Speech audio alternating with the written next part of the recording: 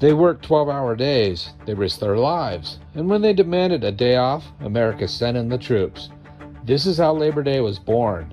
In the 1880s, workers had almost no power, no 40-hour week, no guaranteed weekends, and if your boss cut your pay, you took it or you walked. So workers organized. Then one union leader had an idea. Matthew McGuire, a machinist and labor activist, wanted one day that belonged to workers, a day to show America they couldn't be ignored.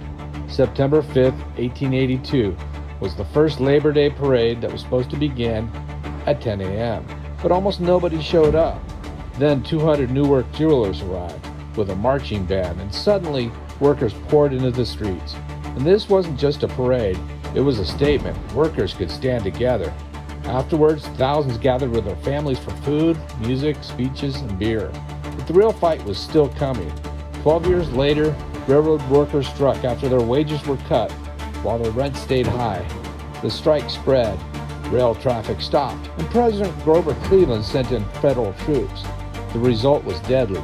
Workers were killed, the strike was crushed, and here's the irony. While the country was fighting over labor, Congress was making Labor Day a national holiday. On June 28, 1894, President Cleveland signed it into law.